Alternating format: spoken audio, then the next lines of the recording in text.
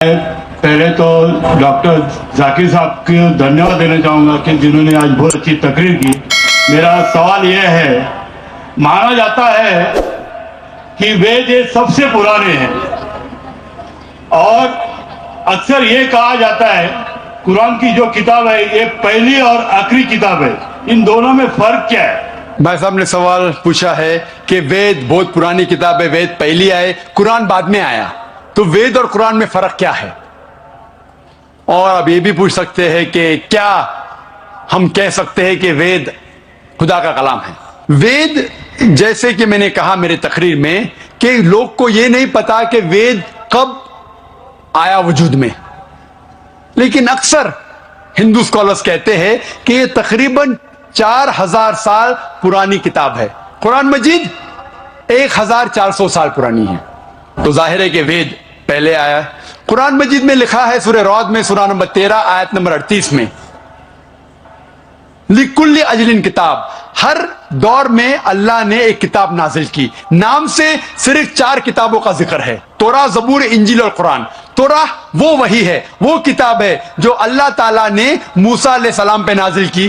जबूर वो किताब है, वो वही है जो दाऊद अलैहि सलाम पे नाजिल की। इंजील वो किताब, वो वही है जो अल्लाह सुब्हानहू व तआला ने ईसा अलैहि सलाम पे नाजिल की। और कुरान मजीद अल्लाह सुब्हानहू व तआला की आखिरी किताब, आखिरी वही है जो आखिरी पैगंबर मोहम्मद सल्लल्लाहु अलैहि वसल्लम पे नाजिल की। लेकिन नाम से सिर्फ 4 किताबों का जिक्र है कुरान में, लेकिन कुरान में लिखा है कि अल्लाह ताला ने कई किताबें भेजी, सूफ इब्राहिम और कई किताबें। तो आपका सवाल है, वेद और कुरान में फर्क क्या है? जितने भी किताबें कुरान मजीद के पहले आए वो सिर्फ अपने लोगों के लिए आए थे, और वो सारा पैगाम जो किताब में लिखा है उस किताब में वो महदूद था सिर्फ एक वक्त के लिए। मिसाल के तौर पे इंजील नाजिल किया अल्लाह ने ईसा अलैहि सलाम पर, सिर्फ था बनी इस्राइल के लिए, सारे इंसानियत के लिए ही था। लेकिन क्योंकि कुरान मजीद आखिरी किताब है अल्लाह की, वो सिर्फ मुसलमानों या अरबों के लिए नहीं, सारे इंसानियत के लिए है। पहला नुक्ता यह जानना चाहिए कि वेद का जिक्र कुरान में नहीं है। लफ्ज से यह कहा गया है कि हर दौर में किताब आई, तो जाहिर है कि हिंदुस्तान में भी शायद कोई किताब आई। कौन सी किताब है हमें नहीं पता। वेद का जिक्र ना कुरान में है ना सही हदीस में। लेकिन इसीलिए मैं ये नहीं कह सकता हूं कि वेद खुदा का कलाम है, 100% नहीं कह सकता हूं, क्योंकि नाम से वेद का जिक्र कुरान में मौजूद नहीं। मैं ये कह सकता हूं कि हो सकता है, मे बी वेद खुदा का कलाम में हो सकता है, नहीं भी हो सकता, मुझे नहीं पता। लेकिन अगर वेद अल्लाह का कलाम था, अगर मान लो बहस के तौर पे, if we agree for sake of argument, क्या वेद खुदा का कलाम है, तो सिर्फ वो उस वक्त के लिए था और उन लोगों के लिए था, आज के लिए नहीं। आज हमें मानना चाहिए आखिरी कलाम, आखिरी किताब कुरान मजीद में। वेद अगर मान लो खुदा का कलाम था भी, तो सिर्फ उस वक्त के लिए था और उन लोगों के लिए था। और जितने भी किताबें कुरान मजीद के पहले आए उसमें मिलावट हो चुकी है, चाहे वो बाइबल हो, चाहे वो वेद हो। हिंदू धर्म के स्कॉलर्स कहते हैं वेद में बहुत मिलावट है, वेद में कई चीजें हैं जो मैं मान नहीं सकता सही है, कितने अनसाइंटिफिक चीजें हैं, कॉन्ट्रडिक्शंस है।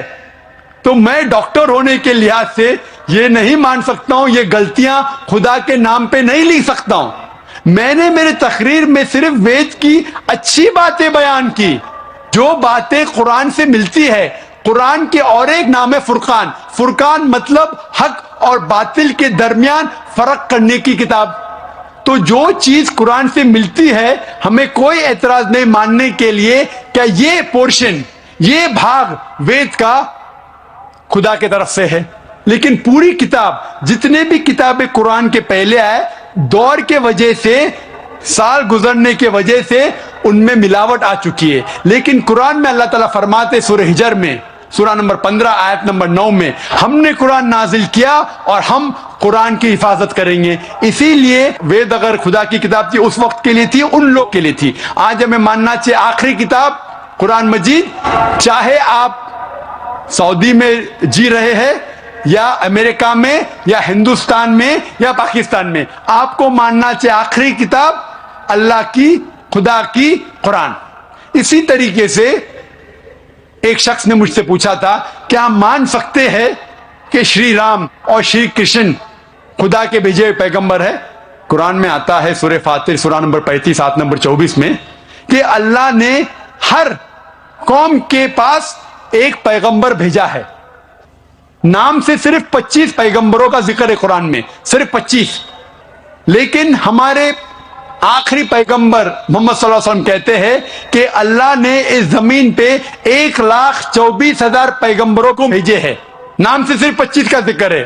تو اگر کوئی شخص مجھ سے پوچھتا ہے کہ شری کرشن یا شری رام کیا پیغمبر ہو سکتے ہیں خدا کے، تو میں یہ کہہ سکتا ہوں کیونکہ ان کا نام قرآن میں موجود نہیں ہے، ہو بھی سکتے ہیں نہیں بھی ہو سکتے ہیں۔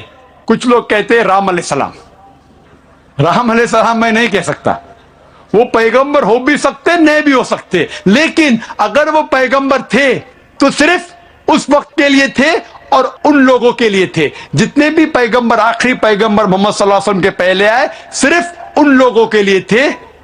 آج ہمیں ماننا چاہیے آخری پیغمبر محمد صلی اللہ علیہ وسلم پہ ساری دنیا کو، ساری انسانیت کو۔ Hope the answers the question.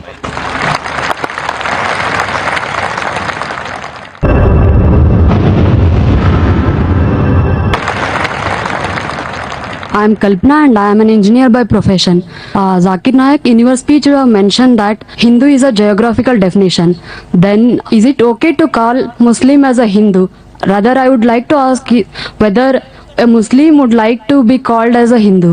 بہن نے اچھا سوال پوچھا ہے کہ ہندو ایک جغرافیکل ڈیفینیشن ہے، تو کیا میں پسند کروں گا اپنے آپ کو ہندو بولنا؟